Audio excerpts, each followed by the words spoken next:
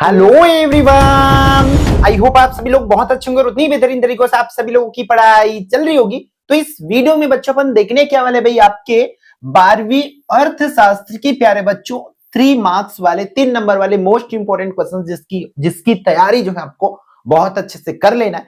तैयारी अच्छे से करने तो वीडियो अंत तक जरूर देखेंगे। तो देखो फर्स्ट क्वेश्चन बच्चों क्या बोल रहे हैं, मांग में संकुचन एवं मांग में कमी में अंतर। तो बच्चों अंतर तो पूछे जाएंगे, 2 अंतर तो आपके एग्जाम में आएंगे जितना बता रहा हूं उसमें से, इसलिए ध्यान से देखेंगे।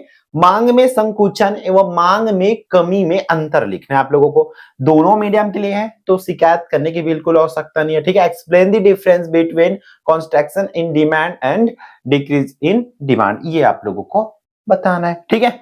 तो इसके उत्तर देखते हुए चलते हैं भाई। मांग में संकुचन और मांग में कमी में प्रमुख अंतर निम्नलिखित है बच्चों। तो वो क्या क्या हो जाएगा, तो यहां आपको टेबल के माध्यम से दिखा रहा हूं। देखो पहला क्या दिया हुआ है, मांग में संकुचन और मांग में कमी को हम लोग देखेंगे। तो मांग में संकुचन से तात्पर्य है अन्य बातें समान रहने पर वस्तु की कीमत बढ़ जाने के कारण उसके मांग में होने वाले कमी से। मतलब वस्तु की कीमत में बढ़ती है जिसे मांग में कमी आती है, ये यहां पर लिखेंगे।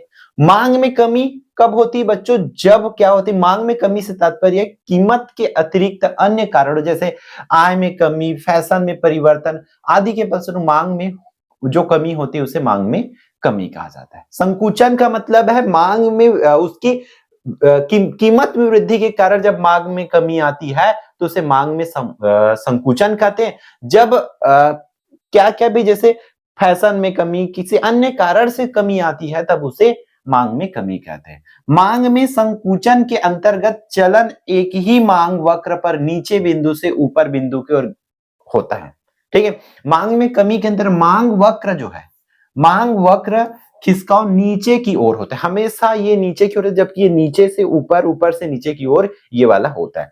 इसमें याद रखना है आप लोगों को, मांग में संकुचन कीमत प्रभाव का फलन होता है जबकि मांग में कमी अन्य कारणों का प्रभाव होता है। इस तरीके से यहां पर आपको 3 अंतर प्यारे बच्चों लिख के आना है।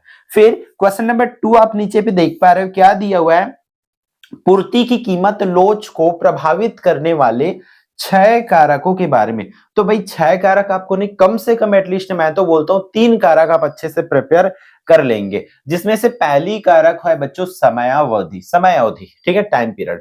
क्या होती है, अल्पकाल में आपूर्ति कम लोचदार होती है क्योंकि उत्पादन तुरंत नहीं बढ़ाया जा सकता है, ठीक है। अल्पकाल में जो लोचदार होती है, क्या होती है बच्चों, लोचदार होती, कम लोचदार होती है। रीजन, क्योंकि भाई अपन कम टाइम में कहां से उतना ज्यादा उत्पादन कर पाएंगे, है ना। दीर्घ काल में आपूर्ति लोचदार जो है अधिक होती है बच्चों, अधिक लोचदार होती है क्योंकि नई मशीनें, नई श्रमिक इत्यादि हम जोड़ सकते हैं बच्चों। क्लियर है क्या, समय अवधि पर लोचदार को कैसे प्रभावित करता है, अगर समय कम है तो लोचदार भी कम होती है और समय अधिक है तो लोचदार भी अधिक होती है। ये इसका हमारा तरीका है लिखने का। हेडिंग डालेंगे समय अवधि करके, फिर आप लिखेंगे यदि समय कम है तो लोचदार भी कम होगा और समय अधिक है तो लोचदार भी अधिक होगा। इस तरीके से यहां पर लिखना है।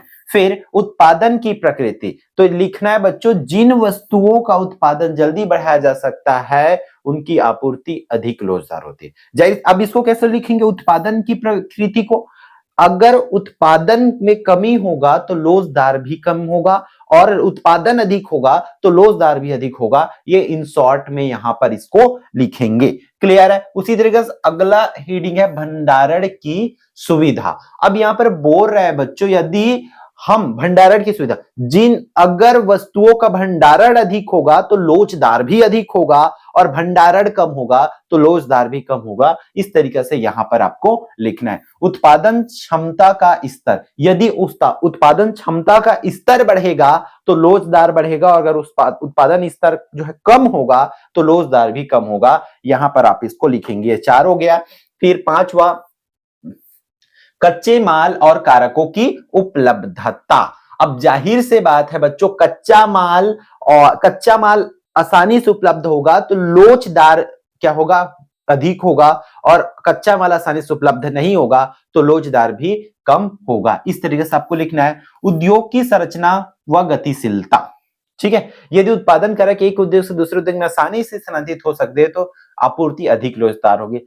ठीक है। उत्पादन जो है एक उद्योग से दूसरे उद्योग में, मतलब यहां पर भी वही लिखेगा, अगर उत्पादन की गतिशीलता अधिक होगी तो लोचदार भी अधिक होगी, अगर उत्पादन की गतिशीलता कम होगी तो लोचदार भी कम होगी। इस तरीके से आपको लिखना, सब में सेम कॉन्सेप्ट लगाना है, बस आपको हेडिंग बस आपको प्रिपेयर करना है अच्छे से। क्वेश्चन नंबर 3 क्या बोल रहा है आपका, देख लो बच्चों, नीचे में है तो इतना दिमाग में रखते चलो कि आप इतना क्वेश्चंस पढ़ने के बाद आंसर आपके दिमाग में नहीं आ रहा है तो अच्छी बात है, आपको पढ़ना पड़ेगा और आंसर आपको प्रिपेयर है, देन आगे बढ़ना है भाई, ठीक है। सकल घरेलू उत्पाद और सकल राष्ट्रीय उत्पाद में 4 अंतर लिखना। अंतर याद है क्या? नहीं ना, नहीं तो देखना पड़ेगा, याद है तो आप स्किप करके आगे बढ़ो बच्चों। अपन अंतर देखेंगे यहाँ पर किनके बीच में बच्चों, सकल घरेलू उत्पाद और सकल राष्ट्रीय उत्पाद में, सकल घरेलू उत्पाद और सकल राष्ट्रीय उत्पाद में जीडीपी और जीएनपी पर अंतर देखेंगे। तो पहला अंतर क्या है, सकल घरेलू उत्पाद से तात्पर्य एक देश की सीमा में उत्पादित अंतिम वस्तुएं एवं सेवाओं में मौद्रिक मूल्य के योग से है। मतलब एक देश के अंदर में जितना भी उत्पादन होता है या जितना भी सेवाओं की टोटल आय क्या होती बच्चों, वस्तुओं का उत्पादन होता है ना, उसे उसके योग को हम लोग क्या बोलते हैं, सकल घरेलू उत्पाद। उसी तरह राष्ट्रीय उत्पाद, सकल राष्ट्रीय उत्पाद से तात्पर्य एक देश के सामान्य निवासियों द्वारा, ठीक है, सामान्य निवासियों द्वारा उत्पादित अंतिम वस्तु एवं सेवाओं के मौद्रिक मूल्य के योग से है। यहां पर एक देश के सीमा में यहां पर हो जाएगा और वहां पर एक राष्ट्रीय है, एक देश के सामान्य निवासियों द्वारा हो जाएगा वो वाला, क्लियर है। फिर सकल घरेलू उत्पाद एक भौगोलिक धारणा है, जबकि ये एक भौगोलिक धारणा है और ये एक राष्ट्रीय धारणा है, इस तरीके से लिखेंगे। ये एक भौगोलिक धारणा है और वो क्या है आपका राष्ट्रीय धारणा है। सकल घरेलू उत्पाद मूल्य रूप में विदेशों से प्राप्त शुद्ध साधन आय जोड़ने पर जीएनपी का मूल्य प्राप्त होता है, और सकल राष्ट्रीय उत्पाद के मूल्य में हम विदेशों से प्राप्त साधन आय घटाने पर हम जीडीपी को प्राप्त, यहां पर हम लोग क्या करते हैं, विदेशी आय जो होता है उसको जोड़ते हैं तब ये जीएनपी के मूल्य के बराबर होता है, और वहां पर हम अपन जीडीपी को घटा देते हैं तब वो किसके बराबर हो जाता है, जीडीपी के बराबर होता है। इस तरीके से आपको लिखना है। क्वेश्चन नंबर 4 आपकी स्क्रीन पर है प्यारे साथियों, वो क्या दिया हुआ है, समग्र मांग तथा समग्र पूर्ति में अंतर आप लोगों को लिखना है, ठीक है। समग्र मांग तथा समग्र सॉरी, यहां पर देख लो पहला 3 अंतर आपको देखना है, जिसमें से पहला बोल रहा है समग्र मांग से अभिप्राय एक लेखा वर्ष के दौरान देश में उत्पादित समस्त वस्तुओं पर किए जाने वाले व्यय के योग से, ठीक है। और यहां पर खरीदने के लिए उपलब्ध उत्पाद को कहते हैं, इस तरीके से लिखना है बच्चों। तो ये 3 अंतर है जिसको आपको प्रिपेयर अच्छे से बच्चों करना है, ठीक है। फिर मांग एवं आवश्यकता में आपको अंतर लिखना है बच्चों, मांग एवं आवश्यकता में अंतर। तो मांग आवश्यकता से बनती है और आवश्यकता इच्छा से बनती है। मांग आवश्यकता का परिणाम होता है और आवश्यकता मांग का कारण होता है। मांग का कीमत से निश्चित संबंध होता है, जबकि आवश्यकता का कीमत से कोई संबंध नहीं होता। मांग अर्थशास्त्री प्रकृति की होती है, जबकि ये क्या हो सकता है, स्थायी प्रकृति की हो। यह अर्थशास्त्री नहीं होगा, यह अस्थायी प्रकृति होगा बच्चों, हो सकता है बाय मिस्टेक टाइपिंग मिस्टेक यहाँ पर हुआ हो। ये अस्थायी प्रकृति होती है, जबकि वो क्या होती है, स्थायी प्रकृति होती है, ठीक है।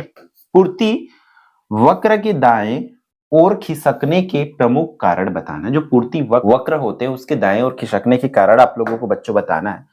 तो देखो यहाँ पर कारण सिंपल है, उत्पादन तकनीक में सुधार होना, अन्य वस्तु की कीमतों में कमी होना, वस्तु के उत्पादन में प्रयोग होने वाले आगतों की कीमतों में कमी होना, उत्पादन के उद्देश्यों में परिवर्तन होना, करों में कमी तथा अनुदान में वृद्धि होना, ये हो सकता है बच्चों। क्वेश्चन नंबर 7 क्या बोल रहा है, निम्नलिखित आंकड़ों के आधार पर आय वृद्धि द्वारा राष्ट्रीय आय की गणना करना है, ठीक है।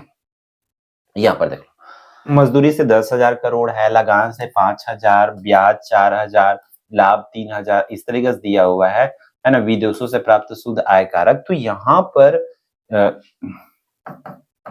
इसको भी देना चाहिए बच्चों, विदेशों से, ठीक है। तो यहाँ पर आय विधि द्वारा राष्ट्रीय आय की गणना, तो राष्ट्रीय आय में चलो इसको हटा दो, है ना। राष्ट्रीय आय की गणना करना है तो देख लो, मजदूरी का 10,000, लगान का 5, सबसे आसान अभी लइका वाला काम है, जोड़ना बस है, सबको जोड़ देना है, सिंपल सा बन जाएगा। सभी पैसा को जोड़ दिया नाइसली, और प्रेजेंट आपको ऐसे ही करना है, ठीक।